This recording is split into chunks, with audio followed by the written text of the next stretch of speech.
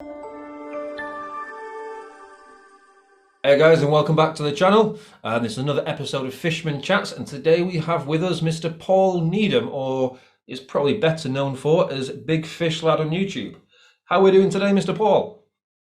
Yeah, very good, my friend. Very good. Good, good. I mean, obviously we've known each other for quite a while now in the fish game, um, Yeah, but what we've never really explored is, as I talk about with everyone, how things started, like from yeah. the very, very beginning. Let's go right back. So, how was not necessarily the love of the hobby kind of put into play, but when did you first get into fish keeping? What was like the first tank you ever had, or who was it? Okay. So 30 years ago, last January, it's just gone. I used to, when I was I would have been about 15, and I used to go out with a girl. I went out with this girl for about 2 years, and her dad had fish tanks. So do you remember? Well, you're not old enough to remember, but you'll have seen them getting old. You know the steel stands that double up and with the 4 foots on. You Yep. know he had like two of them in his back room. And believe it or not, he had a packer in one, which was massive. And in them days, everybody had packings in them tanks. There was no fish police then, wasn't it? No, no. And he had like a beautiful planted tank. And when I used to go around to her house, I used to just be in awe of these tanks, but more so in awe of what he was doing. It used to like intrigue me when he was doing his water changes or he was whatever. Anyway, he started taking me to the fish shops, and that was in 1990. That when I was about 15, and then on my 16th birthday, January '91, he bought me a 3 foot tank, which went on a unit in my bedroom. Believe it or not, with an Oscar in. So the first fish I ever owned was an Oscar, and I just instantly fell in love with Oscars. Then, as you'll know. And I was born 6 months Yeah, later. girlfriend's dad. I was born July 1991, so you got your first Oh my when I god. was born. Oh wow. Hey, and do you know what's ironic? You know, when I was in hospital, um, one of the nurses that was looking after me was his daughter, and I had not seen her since back then. Jesus. Yeah, it's crazy, that, isn't it? On the What's, 30th year, because I yeah. was in hospital when it was 30 years of fish keeping, and she was there after all that time and had never seen her. It's Isn't crazy. isn't it a small world? Yeah. Yeah. So how did things kind of like transpire from there? Like from that first Oscar tank at 16, what was step two? Like, So I still had the Oscar in one tank, and yeah, then I always remember my mum and dad let me move. So I was in a box room, and my sister was in the bigger room, and they let me swap rooms so I could have another tank. So then I got a tank in. I got a tank like with loads of plants in, and I had just like you cut like you stuff like platies in there.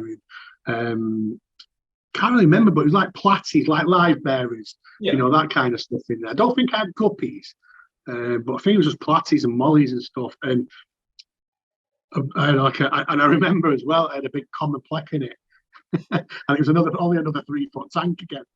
So yeah, that went to there, and that was when I lived at home. But then obviously I got with my kid's mum, and we moved out, and then it just started to grow. Then that then grew into like 3 tanks. But then I had I had a 4x2 then, and I started to just. I was only keeping Oscars really, so as I had like 3 tanks, I think, in my first house, and all three had a pair of Oscars in.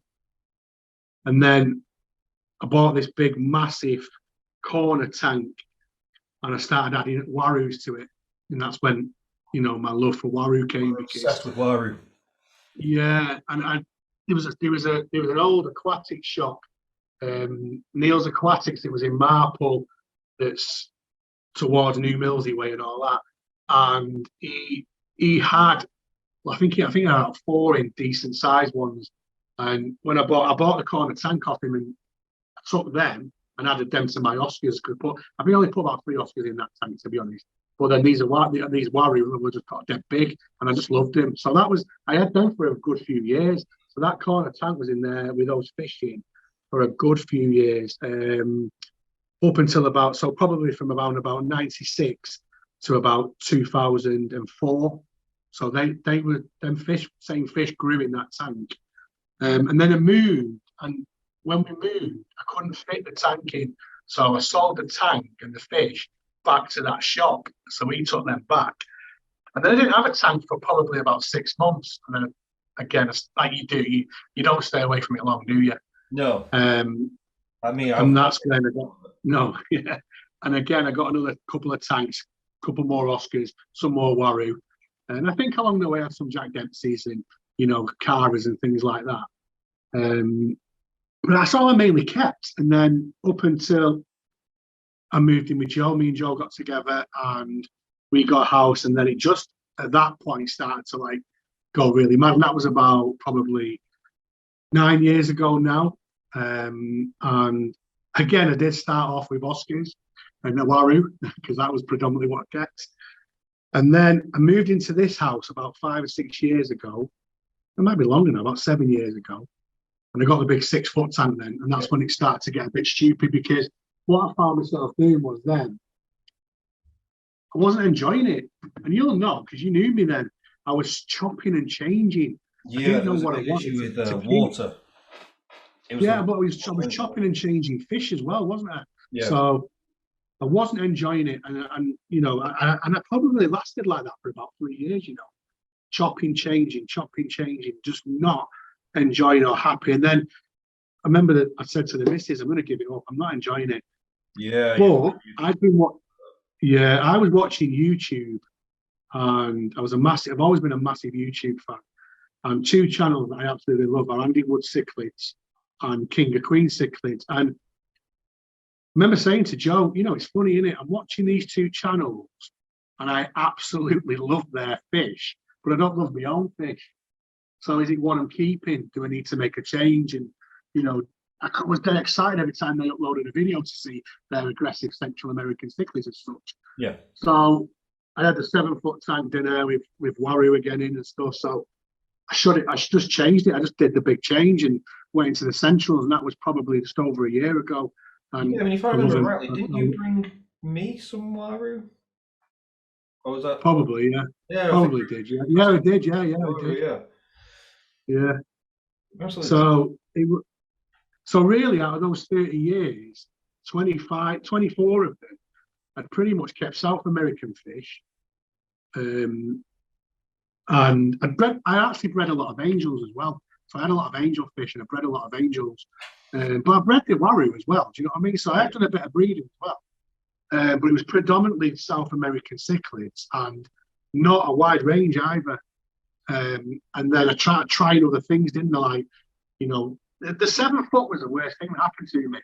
Yeah, getting that big tank was the worst thing. You're just riddled with issue after issue, and none of them were. Yeah, it was, wasn't it? None of them were. There were nothing that you've actually done wrong yourself. It was just you'd fix one thing, and then something else will come along, and it was just constant battle. Well, because I had endless conversations with you, didn't I? Yeah. Endless conversations. So yeah, and I've just learned. I mean, that going back to that's the water issue, the famous water issue, and the only other person in this country that feels my pain is Brian Johnston Cichlid. Brian. Yeah. He does the flower rolls and stuff. He has exactly the same issue, and the world and his wife are telling us that we're not doing it right and we should be doing it a certain way. But we've tried everything, and I've just come to realise it's only certain fish that can handle it. So I have them fish. Yeah. Does that make sense? Yeah, don't chase water parameters, deal with the ones that you've got. We've done it all. I've done it all. I've used buffers. I mean, I spent a bit of time with Charlotte Glynn. She educated me. She educated the life out of me, even to the fact that buffers are all different. So they all do different things. And if you don't use the right buffer, it can cause aggro. So I found one that seemed to work. Even then, you could choose the correct buffer, but then it all depends on your already existing water. Like you could get the best buffer in the world, but it might not be compatible with the water that you've already got. So a different buffer might work better. So it's a bloody ball ache. Yeah, and I think the biggest fan of water, the more the ball ache as well. So the more ball That's ache what I learned. Well, costs a fortune on a bigger span of water. Oh, it was a nightmare, and I hated the tank anyway. I hated the build. I hated everything about it, and I just got rid of it. Build, yeah. it started again, didn't it? And you know, I've got all my own tanks which I've bought myself, and I've got some amazing Central American cichlids, and that's me now. I'm really into the Central American. I do miss the Waroo. I'm not gonna lie to you, I miss them. I often think should I set a Waroo tank up, but And then you think about the I past. haven't done it yet. Now, I mean, both of us grew up around the same area, didn't we? So both like Stockport area-ish. I think I've had this conversation with you before, but I'm going back maybe 20 years ago now. There was a fish shop at the Morrisons in Cheadle Heath. Yeah, that's right. Was that Mark that now owns Abyss? Yeah, it was. Yeah, yeah, That is the one that got me going properly. yeah. I used to go in with my mum, and it'd be a case of like he'd let us feed the fish and he'd let us look around. Downstairs. Yeah, downstairs, and he would have all the time Yeah, in the world for people. yeah. And that's the thing that And he really had attracted me. the girl that worked there with him still works with him now at Abyss. Cat, I don't even remember her. She actually still works for him now at Abyss. Yeah, so I'm probably going back. I was like 9. You know, I was. Yeah, yeah, it was a long time ago, wasn't it? I probably wouldn't even be able to find where the shop used to be anymore. I mean, it was It was around on the the corner yeah. of the roundabout. Yeah, I say I used to live around the corner, so go over the roundabout the second way. I was the second left, so I was literally round the corner. It was a yeah, 2-minute walk to get to his shop, and I used to go nearly every day. He was incredible. yeah. Come a long way since then, hasn't he? Oh my God, that shop it's on another level. It is. It definitely is. Yeah. I mean, especially Not fish wise. no, I mean with marine stuff, yes. I mean I've seen a lot of the Yeah. stuff that they buy that isn't necessarily on the shop floor, because where I used to work at TMC at the Marine Wholesalers, any of the weird stuff that came in, like pinecone fish, where they open their mouth and it's bioluminescent. You know, he bought like 20 of them at about a good 4 inch or so. And the first time I'd ever seen this fish in my life, bioluminescence in real life. He bought a lot, and Yeah. they were on the shop floor, but they were gone straight away. And then there was another one that used to change colour. It used to go from like blue to yellow, but it used to flash. Not just gradually change colour, like flash colour. It was mad. Again, off the shop floor, he bought the lot, gone again the next day.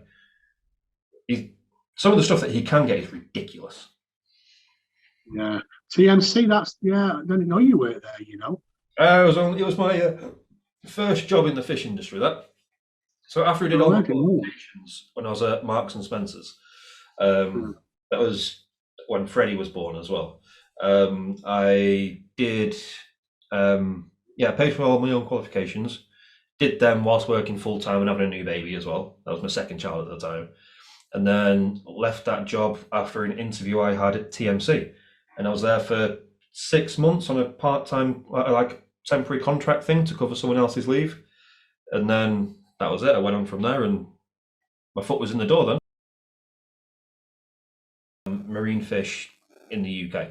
Right. So everything they do is like hand caught when it's wild caught, not using any stupid methods like you'll probably see little videos where people go to catch fish and they might put like a little thing in the water and then all the fish float to the top, or they'll use stuff to stun fish. They don't. Yeah. It's just all ethically done. There's no death. There's no Right. necessary catching. There's no destroying habitats or anything. It's all just. Well, if it's farmed, obviously. But if it's wild caught, then it's done properly. So you went, how long have they been going? They must have been going a few years then, Oh, Jesus Christ. Mm. because I remember when I was a kid, and do you know Goldfin in Yeah. Stockport? Well, I remember when I used to go in there, and before it was when it was down the hill, and I used to always remember him saying, "I'm going to TMC," and I always wondered what it was. You know, as a kid, what is TMC? Where is TMC? We never asked. Yeah, it's in Sharston. They've got one in Sharston, but the big one's down south in London. No. The big one down south has things like nurse sharks in it and lemon sharks. Like it's an actual, they get everything. You know, for like public aquariums. Because public Yeah. aquariums don't source their own. They go to places like TMC. Right. Crazy. It's crazy. So obviously your love for fish has transformed into what we do now. Being big fish lad. So you're not really Paul Needham anymore. You're Big Fish Lad. No, it's crazy that Uh, everybody, even people at work, call it me. Everybody calls it. now, we have to give a shout out to your lovely wife, Jo, Yeah, because she is obviously quite important in this success that you've had with everything. You know, she's pretty much there by your side all the time. yeah, she's brilliant. Yeah, She as you know. yeah, and she's been in the shop. I mean, she doesn't stay in the shop long. She used to go to Primark when she's there, Yeah, but she'll always been offered a brew, and we'll sit and have a chat, and we have a laugh. But she's also there helping you when you can't do things. yeah, massively at the moment. And so I think we have to give a big round of applause for Jo for allowing Mr. Big Fish Lad to do what he does. Yeah, she does. She's brilliant. It's not just doing that; it's being supportive of everything you do as well. So, well done, Miss Jo. Oh, she's doing all. She does all the water changes at the moment. Uh, Anything that comes through the post, she's unboxing it. She's moving stuff in and out of tanks because obviously I just haven't got the strength at the moment. Yeah. So, but she does all that. Yeah, can't follow. When I was in hospital, she did it all on her own. Yeah, she was. And she runs me everywhere. I am well aware. Yeah, she always has. But again, I just think she deserved a bit of a mention with it all because Yeah, definitely. No, definitely. I mean, to be fair, as individuals, you're probably the loveliest people in the world. As a couple, it's even better. Thank you. Thank you. You're like a I'll solid. take that. Yeah, you're a solid couple, and you're good for this kind of movement that's going on with fish and YouTube and channels and Yeah, personalities. You're a good, strong little link to it all. So I think yeah. that had to be And I've said. been involved in some of her, she's been on some of her videos, which is good as well. So I've we'll seen. get her. You see her carrying the box from Pay. Yep. Yeah, I've seen. Obviously, I watch most of your videos anyway. Obviously, I'm busy as well, so it's quite difficult to sit down and watch everything all the time. Especially Well, that's it, isn't it? at home as well. That's it. I've got young kids at home, and when I put YouTube on the telly, they want YouTube. So it's like, right, okay. Yeah, exactly. Yeah, yeah. So annoying.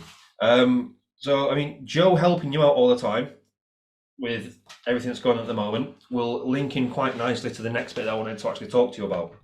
Now, obviously, it's no secret that you got COVID and you were very, very poorly with it and still are. How did that affect everything? Like, how did that affect your fish keeping? What was your thought process with, like, when you were in hospital about everything? Was it? Yeah. I mean, when I was in hospital, I don't really remember a lot of it because I was in ICU, wasn't I? So I was in intensive care, so I was pretty much out of it. But I remember I did, the thoughts went through my head though sometimes that shit, I better sort it out. I can't leave with all those tanks. I need to get, I can't even remember what I thought. I think I probably would have thought my best mate, Daz, go and get Daz, he'll sort it out. All those thoughts processes went through. I think I panicked that what's she going to do when I'm not there? Because it was literally, we got poorly, and all of a sudden I stopped being able to breathe. An ambulance came and took me. And then I sort of like properly woke up after about 4 days. And as you can imagine, when I come round, I think to myself, my fish, who's looking after me fish? Yep. Like everything else is out the window. Who's looking after me fish? Anyway, she was doing it. She'd never done a water change in her life. And obviously Rick came over and helped her massively. But she'd never done a water change in her life. And she's doing it, she's doing it. And she'd obviously seen me doing it. She'd added the safe. She'd done all that. She'd done it all right. She was even cleaning all the algae off. So what we did was we just made it easy for her. We took all the gravel out of the tanks to create less waste. Or she could see the waste when she emptied it. Yeah. We moved a couple of fish out. So we sent a couple of fish, like the pikes. She kept ringing me, panicking about the pikes. She kept saying, "Oh, there's loads of off food. The water's going murky." And I just said, "Remove them. This is stressful. Just get rid of them. Get Rick sold. Get Rick to sell them," type thing, because they were causing they like really good environment, don't they? They like a really clean, and they are obviously well known to be temperamental as it is anyway. Yeah. Like one day there could be most peaceful fish, and then the next day they could be trying to attack themselves. They're that aggressive. Yeah. exactly. And at the same time, I don't think she just couldn't cope with him. So, at the time I was thinking to myself, well, it doesn't, in the grand scheme of things right now, it doesn't really matter because I didn't know whether I was even going to live. I know it sounds dramatic, but I didn't. I didn't know whether I was going to live. I couldn't. My breathing was getting worse. Um, I was on machines, but for me, it was very surreal because it seemed to just go dead quick. It was like 3 weeks, and it went dead quick.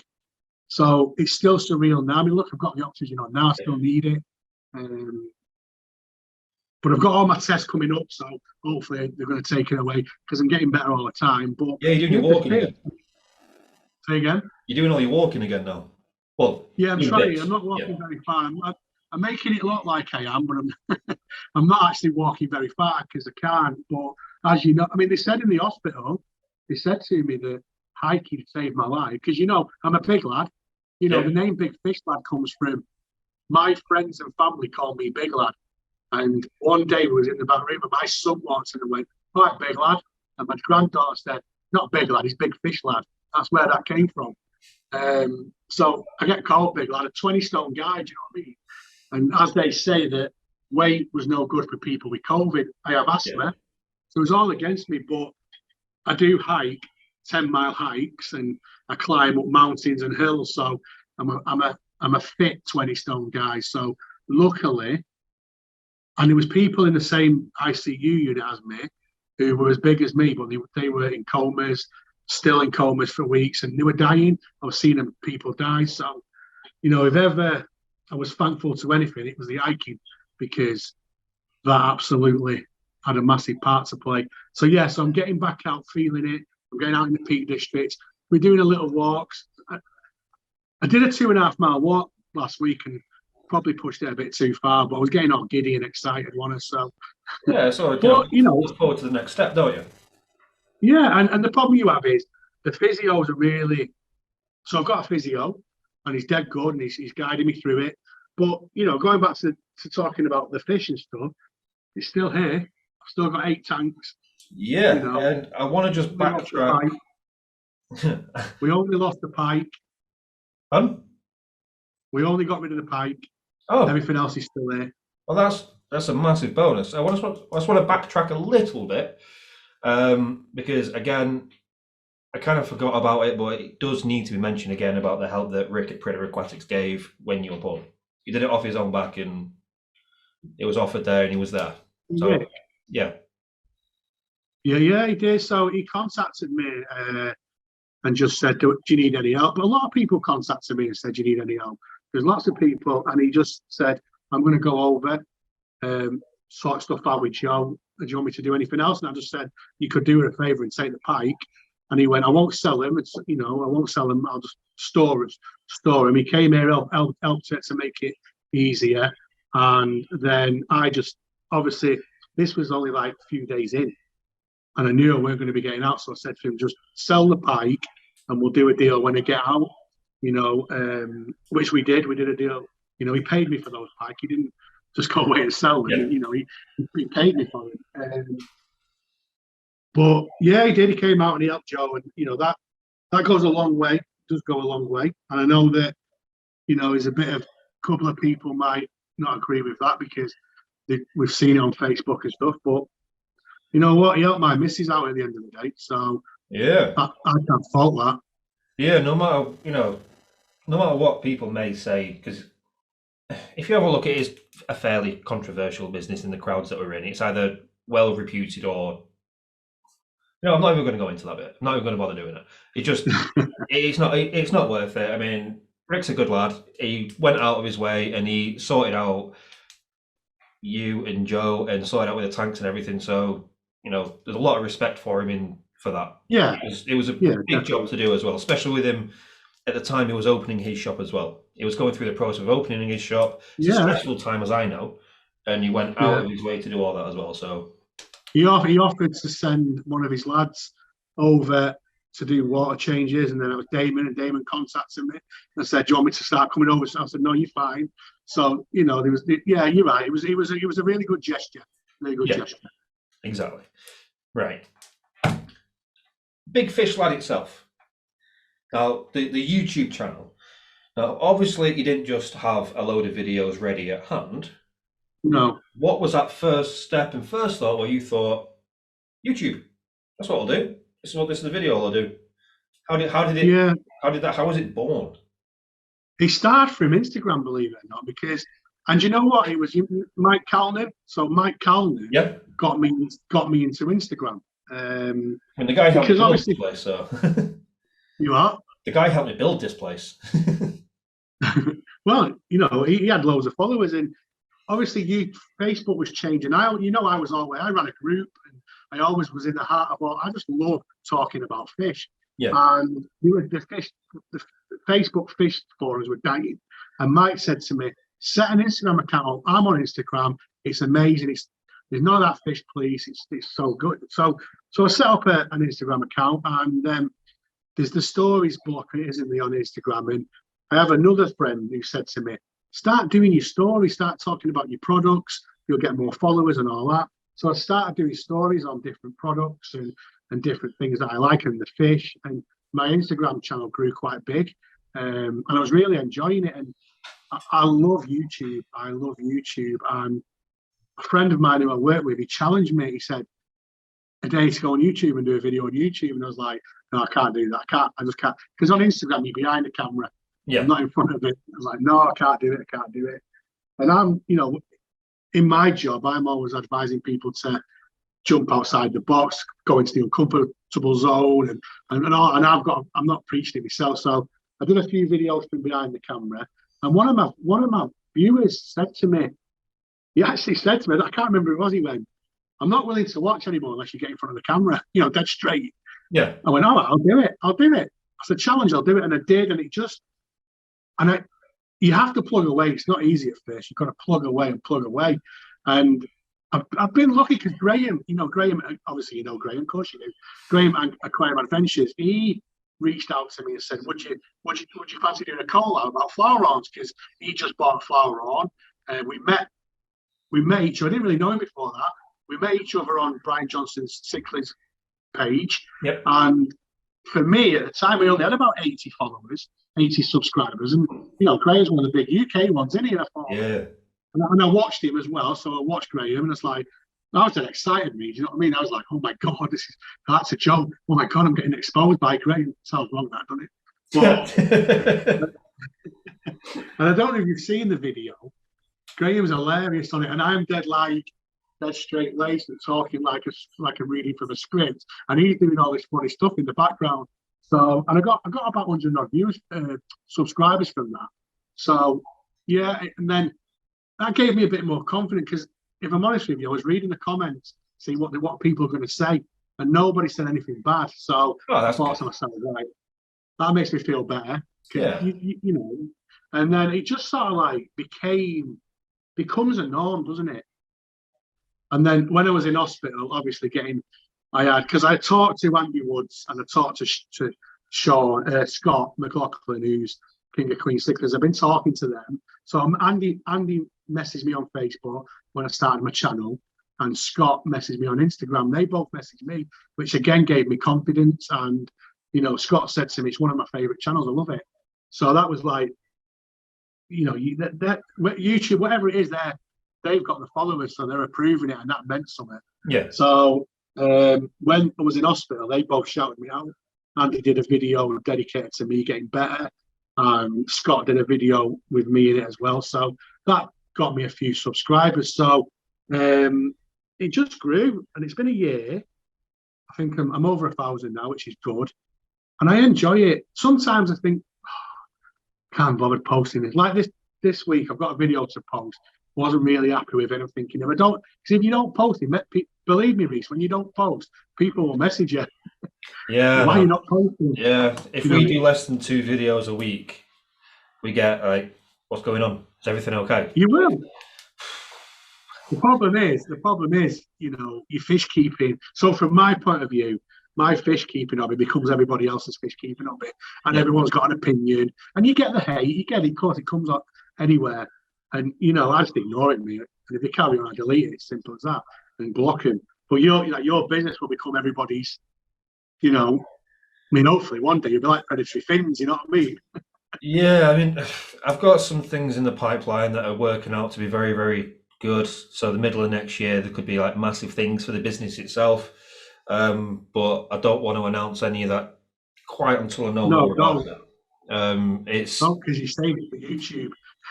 Yeah, I'll save it for YouTube. Yeah, it'll be a big if it all goes through and all works out well, it'll be like a huge thing. So I'm looking forward to it if it does work out that way. If not, still I'm happy with everything that I've got. I've still got stuff to build So anyway. So yeah, I mean, with YouTube, you just got to keep plugging away. I said, and you know what?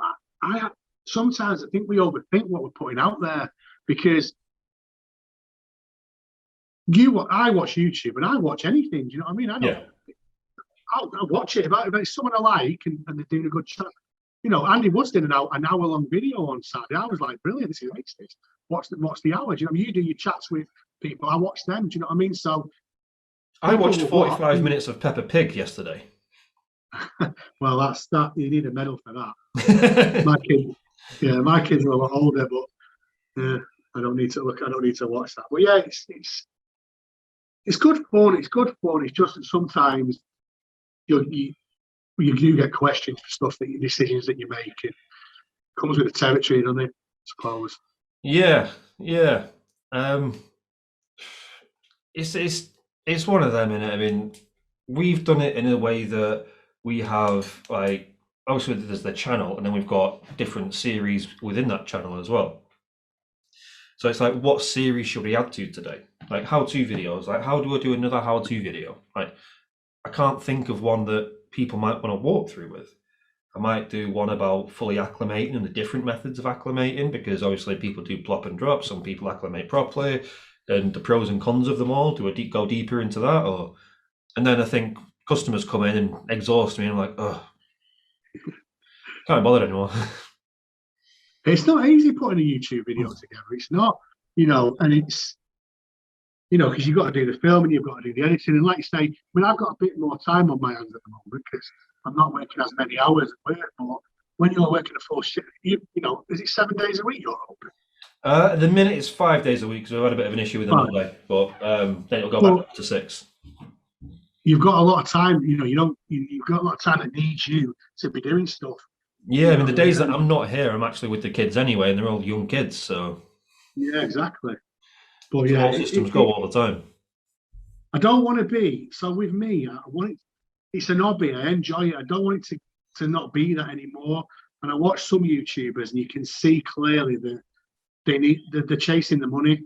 Yeah, So I really don't want to get to that stage. I don't think I need to, but you never know, do you? And I'd hate to be at the stage where there's a few that come to mind. You know what I mean? That pump stuff out with the clickbait on, and they're trying to get the viewers, and because they want the money. And I get it; it pays you to, if I mean, I'm not earning anything yet. I'm just under my hours, but if they do anything I get back, give it me. I'll take it. But it wasn't why I wanted to do it because I don't want to be. And when I look at like the likes of our guys like Graham and Andy, they don't look like they're doing that. They don't look like they're chasing the money. no, They look like they're sharing their hobby. And that's how I'd rather stay doing that. yeah. I mean, with the hobby that we've got, people are more interested in enthusiasm and people's character than they are content per se.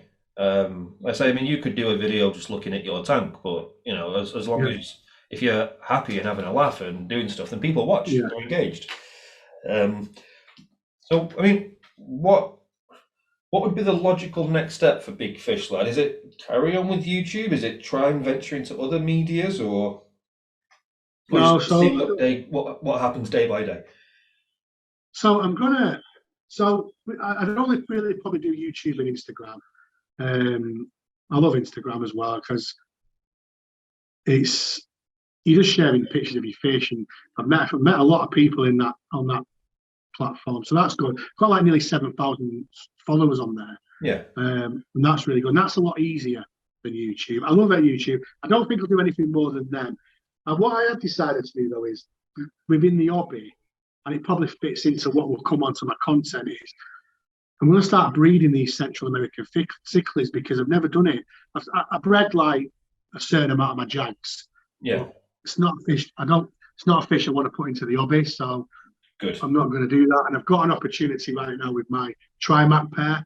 So I've got a male Trimac, a female Trimac, That is a both good from one to bring different back packages. into the hobby. Yeah, and that's what it is. I want so I'll do it through the big fish lab stuff, but I want it to be decent fish. So, the male Trimac is from Max Cichlids F1, and the female Trimac is from Cichlids of the America F1. So if I can get them to breed, they're going to be special fish. I've got, and I've got, what else? Oh yeah, I've got a nice little order coming through, which I can't mention on here because I'm not at all on my video, so I'm not mentioning it on there. So I've got a pair of something coming from Max again. So, and I've got my gold jags, but I don't want to really breed them. I don't want to put, because the thing with gold jags as well, people forget they've been line bred to death, haven't they? Yeah. So they're not great just because they're rare. It doesn't mean they're great. So yeah, so I think breeding. I think that I'm moving hopefully within the next year, and I want to build a big fish room. So hopefully breeding some really nice Amphilophus, mainly the Amphilophus species, I think, because the parrot. I know I've got a grow out Dovite tank behind me. The Parachromis, they get too big, don't they? Yeah, And they're not too everyone can big, too house them. aggressive. They're just not Yeah, fit for. You need to have the right tank because they need a lot of space. They need a lot yeah, of territory as well. It's not just does it yeah. fit in that tank? It needs a certain territory which you just can't do in a normal aquarium. No, exactly. In theory, I'm growing a male out. It probably won't be for a few years, but at some point, I'm going to need something that's bloody big.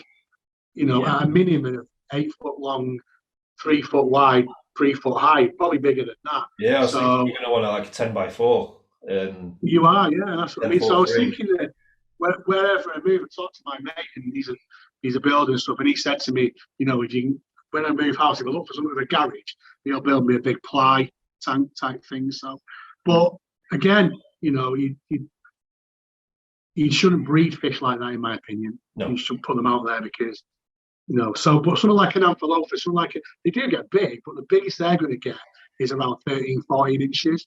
There's tanks that you can get that can house them.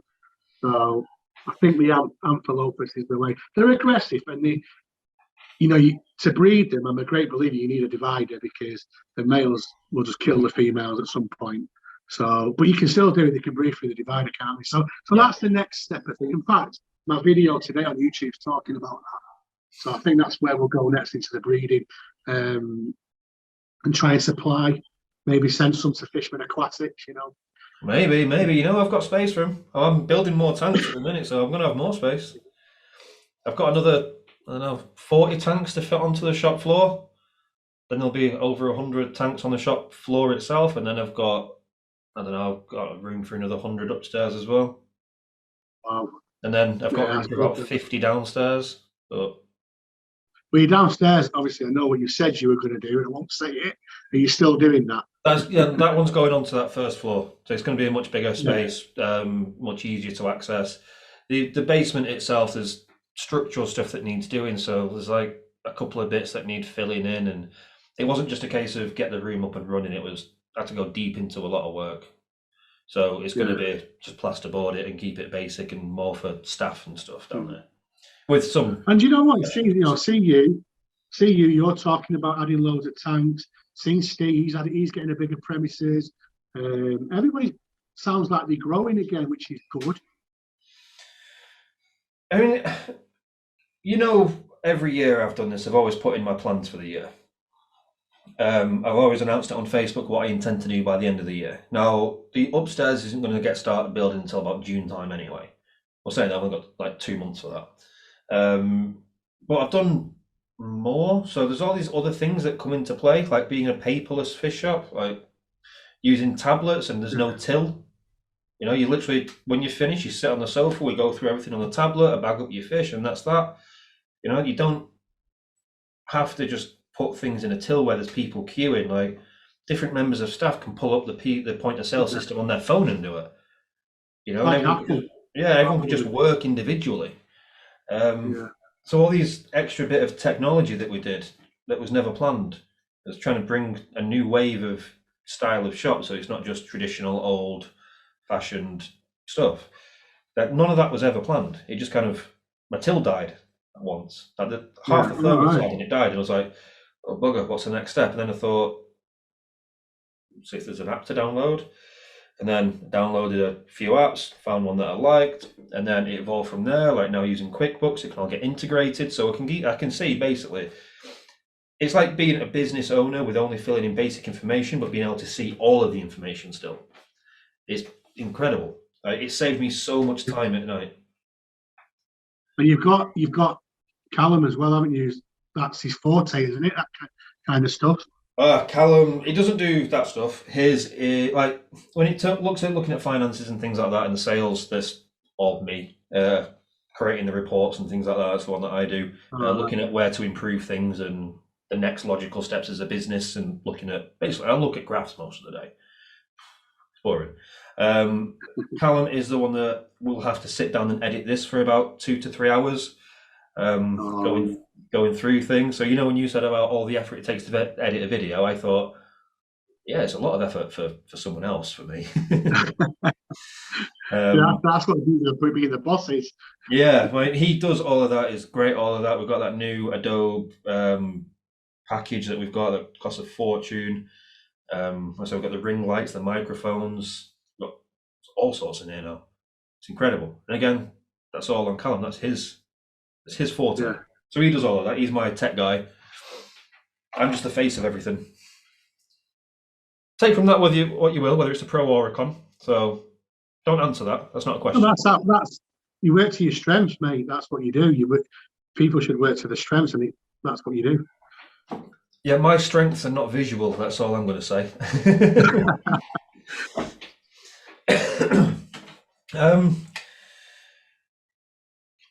I don't actually know where to go from here now. I mean, I think I've pretty much covered your life, haven't I, Paul? Pretty much, yeah. I mean, I can't believe that your first fish, though, that you ever got is still one of your favourites. Like, it holds like real sentimental value to this day. Like, my first fish was a blackmore, and I fucking hate them. I despise them as a fish. I think they're stupid. Yeah. Well, it's funny because the girlfriend I had at the time, she had a blackmore as well. It's funny enough, and it was called Clayton Blackmore. He was an old footballer. Oh, okay. Yeah. Do you remember? You won't remember him, will you? Oh, you got that first time before I was born, of course not. He played for United, didn't he? But yeah, so yeah, it is. I do still love it. Yeah, I don't keep them anymore. Like the last ones I had, I brought them to your shop, didn't I? Yeah, that wild pair. They were beautiful. Yeah. Again. I think they're like I was saying, I think they're a Marmite fish now, aren't they? Yeah. I love them or you hate them. Yeah, I mean, I'm still stuck in the middle. Overdone. Yeah, I look at them now and again and think, you know what? That's actually a beautiful Oscar. And I look at others and I'm like, just another Oscar. Yeah. But there's certain special ones. Yeah, they're almost as popular as guppies now, aren't they? So it's one of them that even I look at a guppy and I think that's a beautiful example of the species. I look at others and I think, oh my god, what is that? So I think it's just a bit crazy how everything develops, how hobbies transform and become what they are.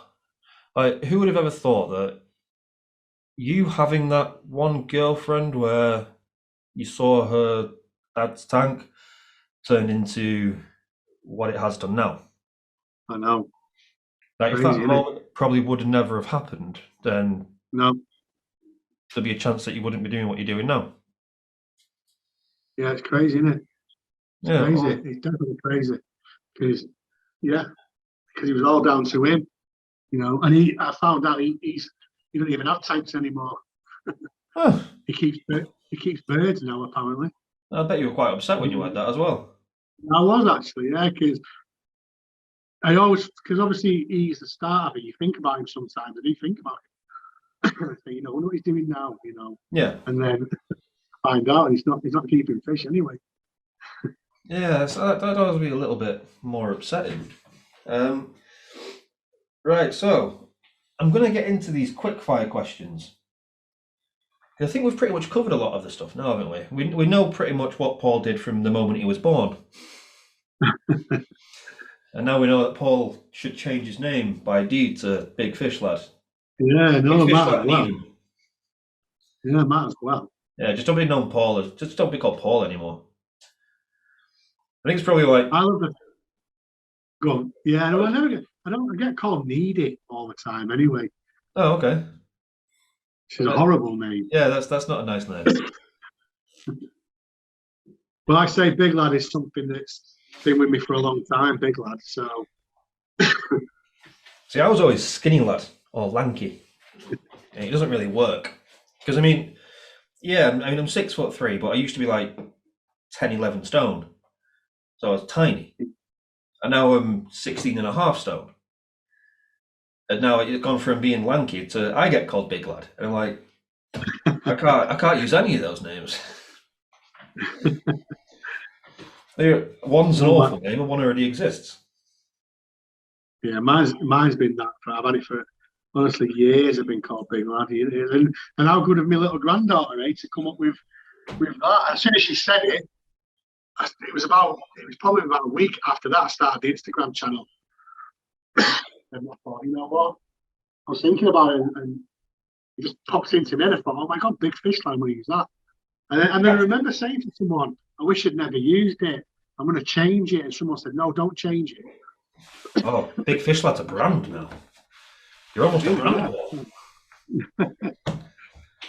Right, are you ready for some quick fire questions? Some of these I'm pretty sure I know what the answer is to them, but that's me, I know you. So, now, every time I've done these quick fire questions, and I say quick fire questions and make a point of it, people always tend to think about the answer. And that's not really the idea. Yeah. So, right, quick fire question number 1. Favourite fish? Waru Dovai. 2 fish as well, nice. I mean, I knew Waru was going to be in there. Most hated fish? Clown knife fish. Yeah, no, yeah. I couldn't remember that one, but I knew you actually hated them. Favourite fish shop? Pair aquatics. I knew you were going to say that one, definitely. I mean, to be fair, it is something that no one can kind of touch what they do. Like, they are some pinnacle of, I think it's European fish keeping as well. Yeah. In the UK, they're known all over Europe. The thing with me is, I don't just shop at one shop, as you know. Yeah. You know, I love the fact that, you know, and I said this to you, that, you know, you've got Steve, you know, these shops, I love seeing all these shops come about and I buy from them. It's just, Pear is plainly just the fish. The fish at Pear are amazing. Don't get me wrong. You know, again, they're another place that people either love them or hate them. Yeah. I've never had a bad experience with them. And, you know, Rachel, God love Rachel. Rachel's always been brilliant to me. So she's very nice. She's very nice. Yeah. Anyway, got to fire. Yeah, I mean, I didn't like my experience at Pear, but that was just because I get overwhelmed very, very easily. So for me, it was just too much. Well, again, that's just me. I mean, I can walk into some Tesco's and I'm like, oh, I can't do my shopping today. I can't handle it. But again, that's more of a personal, mental thing than anything else. Having a look at the stuff that they have, you just look at it and go, oh my God, it's incredible. Yeah. Unbelievable. I do need to have Pear on here at one point because I need to know how it all started. People just see Pear. Get Rachel on. She'll talk to you. Yeah, I mean, it was just one of that. Like, everyone just sees Pear has always been there. Pear is just that, but it wouldn't have been. There'll be a story there. I'll try and find it. Yeah, definitely. Come on. I'm gonna start writing a fucking paper soon. Right, last quick fire question for you. Your biggest inspiration in the hobby? It's got to be Joe, hasn't it? Right now, it's got to be the missus, because I suppose for 2 reasons. One, because right now she's keeping it going for me, but the other one is it grew when I met her as well. So she's obviously, because she supported me with it so much, it's got to be Joe. I mean, it might be. Is that a cop-out answer? I don't know. No, I knew you were going to say that. Yeah. That is, like I said, there's 3 here that I know the answer to. The most hated fish, I forgot, but the rest of them I knew. And I knew you were going to say Joe. And I knew, even before you actually joined it, I got all the little questions in front of me for the quick fire bit, and I was like, right, so it's going to be Waru, not sure, Joe. He's going to say Joe, and I'm going to melt. Am I that predictable? No, I just know you. And I Yeah. knew that as soon as you said Joe, I'd be like, oh, I'm melting. But no, it's a fair answer. I say everything she's done. That's a good answer. She never ever moans when I spend money on the hobby either. What? Never, never ever. She'll even say, you can ask John Trinick, she'll say to me, do you want to go to Pier this weekend? Treat yourself. She says that things like that a lot. You can't measure that, can you? That's brilliant, isn't it? I think I need to rethink my whole life, Paul. Where can I find a Joe? That's a lie. My missus is going to watch this. I love her. Don't kill me. Right, I mean, this video itself is probably going to go out tomorrow. You said you've got another one later on today, didn't you? The breeding fish thing. What is it that you're going to go into with that? Is it, again, the sensibility of breeding? Like choosing the correct fish to breed, or? No, I'm just going to talk. So, what? It's a bit of a. So, if I'm honest with you, it's a bit of a. I'm waffling a little bit in the video, and that was the bit. Was like I'm just going on with myself because I've got to change stuff about. So I've got to. So if I want to make sure that I breed these trimat properly, I need to put them in a big tank. I can't just put them in a 4-foot tank. No. So I've got my big 450-litre tank in the living room. It's a case I have to put them in there. But the gold jags are in there. So it's a case, do I need to get rid of the gold jags or do I need to move them into a smaller tank for now? And it's just talking through, do I put, it's like, I think what, and I say at the end of the video, I just wanted to talk it over. I felt as though I was coming onto the channel to talk it over, if that makes sense. Yeah. So it's a bit of a waffle, if I'm honest. No, I mean, if you want to vent your thoughts, and it might make something a bit simple, but it also shows people the thought process behind everything. It's not just a case of, oh God, yeah, this is the answer. It's how did I come up with the answer that I wanted to give? So, I mean, I think you should post it either way, even with the waffle, because it's one of them that, yeah, like I say, it's seeing the thought process behind things and seeing the behind the scenes bits. yeah, that's what it is. This is what I plan to do. I've not done it yet, but I'm thinking, should I do this, that? This is what I want. This is why I want to do it. You know, because and it was based on not my last video, the one before, was the Trimax cichlid video, and I got so many people come at me from YouTube and Instagram saying, "Why are you not breeding those 6 fish?" I mean, she's only 3 inches. She'll breed at 3 inches, but she's only 3 inches. But why have I not got them together behind a divider? I should have them together. They're an absolute. They're worth. They're diamonds. You know. Yeah, I mean, to be fair, if you start putting them together now, it's going to be much less hassle if they don't get on as if they were when they were bigger. Like if they bond at an earlier age. I think. I mean, I don't know if you watch Andy Woods, but he's got a pair and he has the divider, but he has the hole in the divider. At the moment, I'm just going to use a divider. I'm not going to put an hole in it yet. Yeah. If I put a couple of rocks either side, and hopefully they'll breathe through the divider. If they don't, then I'll consider the hole. But there's no point in even letting them go because he'll just do her in. He'll kill her. He'll absolutely kill her. But then again, we've always been surprised by fish. Yeah, well, he's killed one already. So when I got them... Well, never mind. That's not surprising, is it? Well, I got them as a male and a female when they were 2 inches. He was probably 2.5 and she was probably 2 inches or something like that. And I wasn't even expecting it. They spawned and he killed her. Well, he battered her. So I got her out and I just couldn't save her. And I came into a spawn and her battered. And I was like, what the bloody hell? I didn't even expect him to do it. So, yeah. That's a shit. That was when he was 3 inches. He's now 6.5, 7 inches. So, well, I hope you all the success with those Trimats because I do want some. Yeah, You know me, I'm going to do I it. love Trimax. I'm going to prioritize it. I'm going to really put my time into it because, like I said on the video as well, my issue is patience. I've got no patience, and to be a breeder, you need patience. Yeah. Massively need patience. So it's me testing myself as well with the patience side of it. Yeah, I mean, to be fair, you've always been a patient lad anyway. Patient and nice. Like I said, I mean, you're well known as being the nicest person in fish keeping. That's what everyone says. That's not just me saying, that's everyone. I'm okay with that. I like that because I don't want to be. I don't want to sort of like. So a lot of these people, we only know each other through the fish world. So I'm not going to waste emotion, if that makes sense, in arguing with people. I don't mind wasting emotion on talking about the hobby and sharing stuff, but yeah, people fall out. We see it. People fall out, and can't be bothered with that. I'm not going to get into that. No, like I say, there's enough room in the world for everybody. Of course there is. You don't have to be. I mean, there's certain people that go out there and they see things on posts and they just want to comment just so that people know that they are correct. And you think it's not really needed.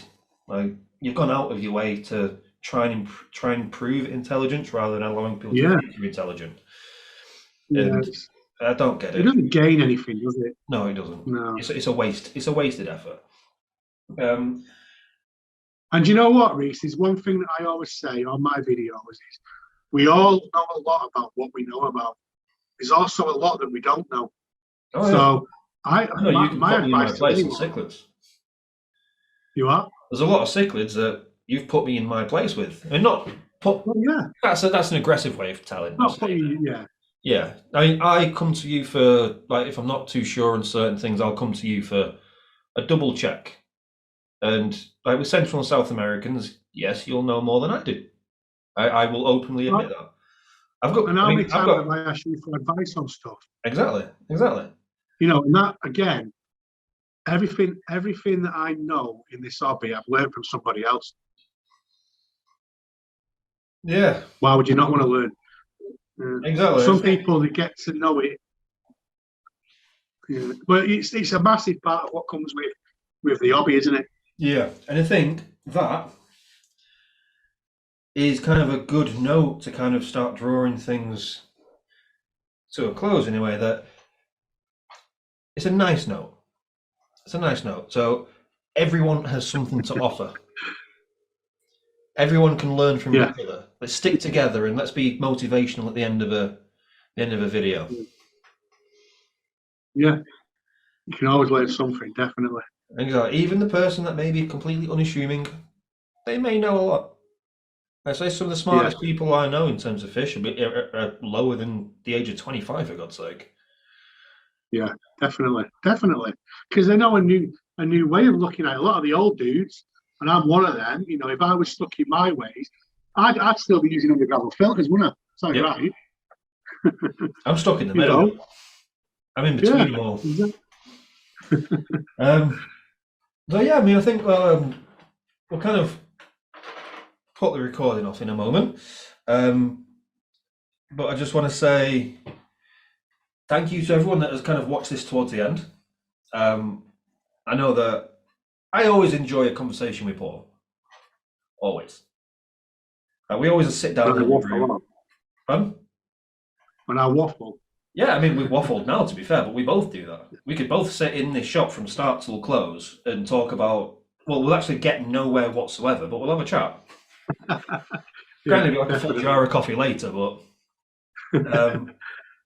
no, I think everyone should head over, that hasn't already, headed over to Big Fish Lad, both YouTube and Instagram. Give it a like, give it a thumbs up. Get involved because you do regular content as well, and it's always very, very informative content. And I just want to say a big thank you from myself and everyone that has watched the video, Paul. I hope you've enjoyed yourself. Yeah, thank you. If people are still here as well, yeah.